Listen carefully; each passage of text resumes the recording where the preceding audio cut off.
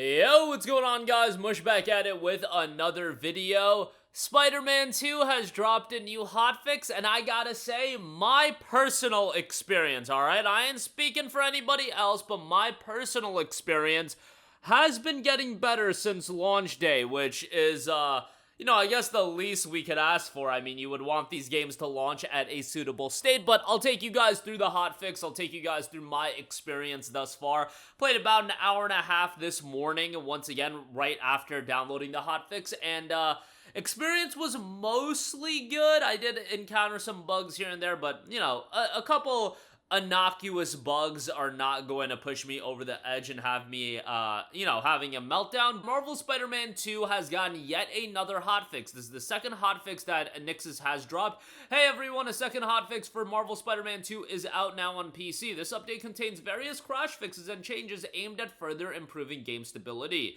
This patch also resolves a bug that prevented some players from getting achievements. Affected players will now unlock those achievements retroactively after updating the game and loading a save file. We've also fixed a bug related to DualShock 4 button prompts and resolved a frame rate related progression blocker. Check out the patch notes for more details. So they are continuing to closely monitor their crash reporting system and player feedback. Our QA and development teams are actively investigating and working on additional patches to further improve the game. Various crash fixes and stability improvements fixed a bug that could cause achievements not being awarded on some configurations. Triangle and square button prompts are now displayed correctly when using DualShock 4 controller with Steam input enabled, and received a frame rate related bug that resolved a frame rate related bug that could block players during the mission Show Me New York. So the game is continually getting some updates. Again, this is the second hotfix. I played it for 90 minutes this morning, and I focused just on the main story mission. So my experience, and I've talked to a lot of people that this has been their experience as well, although if you look at my comment section, there's a lot of people that are doing the game is running fine for me, so obviously there's no problems, and upgrade your PC bit, which, guys, I'm not going to go on a tangent on that once again, but there's also people commenting on various issues that they are facing, and there's a lot of issues. I saw somebody saying that their game was just crashing during the open world section. I saw people saying that, the shadows are bugged, and so on and so forth. A lot of graphical bugs. So my issue with the game has been, for the performance, ray tracing, totally broke my game. Frame gen broke my game. Turning those off, the game would actually be at a playable frame rate. I'm on an RTX 4070. I am playing at 4K.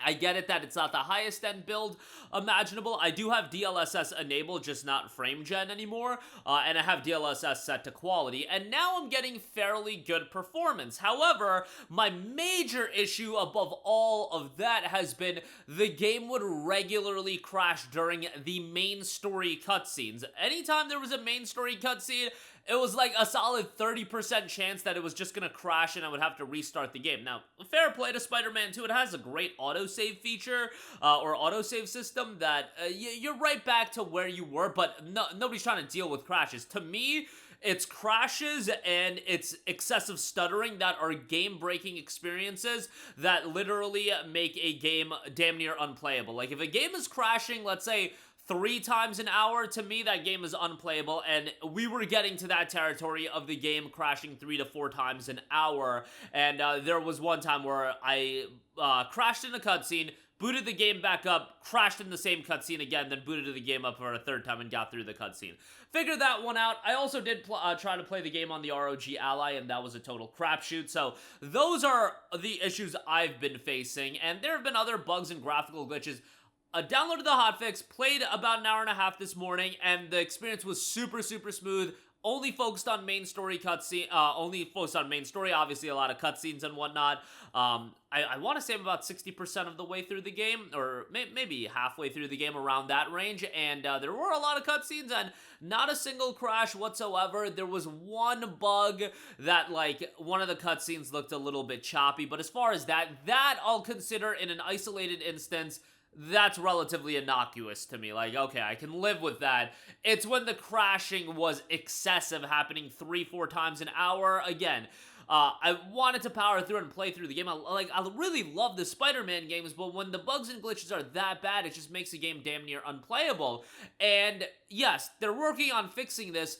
Why was this an issue right out the gate? And it is so obvious, and it's almost comical how, like, and it's not just Sony, but how Sony will just be radio silent about a PC release where they know the PC release is probably inadequate. It happened with The Last of Us Part 1, and then they just drop the game anyway, and it's just like after that you start dropping the hotfixes. At least there was no apology post or anything like that, because at that point I would just be memeing on you. Like, y'all, don't apologize for something you were about to release that you know was a crapshoot. Like, that would just be comical. Just work on the updates. I don't need any, you know, comedic statement about, like, we're sorry for the issues that you're facing. We had no idea about this.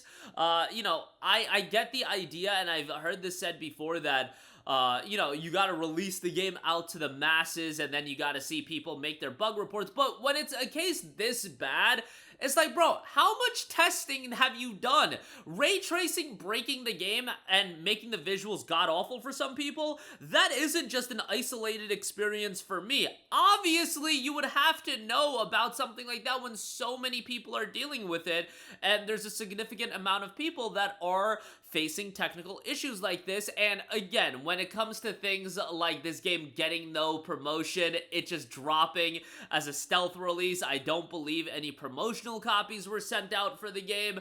At that point, it just gets you to think, like, man, y'all knew what you were doing, and it's like, why not just delay it for 6 weeks, do a little bit more testing? Maybe the thought process again is just like, let's just get this game out, and the people will, you know, send us their issues and we'll work on it, and maybe that does streamline the fixing process. But I wish they would honestly do something like release these games in like early access or like PC testing period, where the assumption is that the performance is gonna be garbage. Why not do something like that? Like, the people that are desperate for it are gonna play it anyway.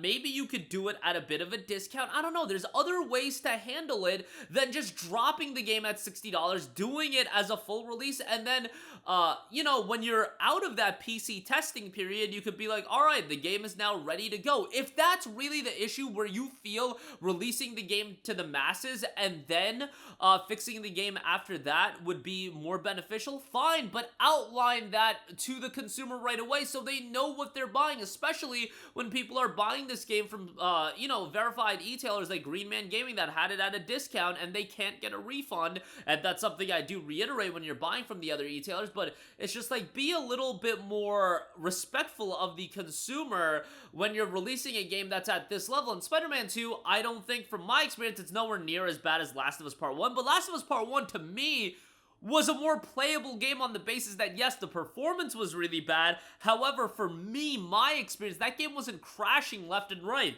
Again, for my experiences, it's excessive stuttering and crashing that literally makes a game unplayable, and Spider-Man 2 had the excessive crashing, so that was a big issue. And then it had a lot of other more jarring performance issues, especially like right on launch day, but thankfully it is getting better and better, and you would want this on launch day. And I would really advocate for like them release it when they know it's this garbage, which they clearly did given the lack of promotion of this game, and they did the same thing with Last of Us Part 1.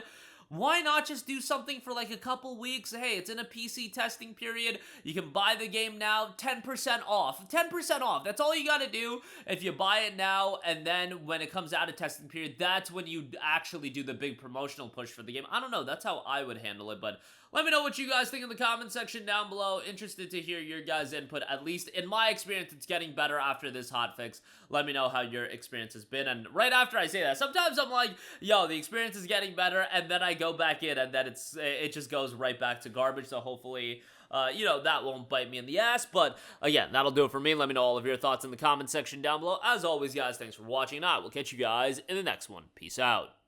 Hey, what's going on, guys? Mush here again. Hope you enjoyed the video. As you guys might know, YouTube's notification system is sometimes a little bit wonky, even if you're subscribed to the channel. Maybe you're not abundantly aware that I uploaded a video. To remedy that situation, make sure you hit the bell notification button. This way, whenever I upload a new video, and I try to upload as consistently as possible, you will be notified directly of the upload, and you can watch it as soon as it goes live. I would really appreciate if you guys hit that button so you can stay up to date with all of the content I'm posting. But as always, guys, thanks for watching, and I'll catch you guys in the next one. Peace out.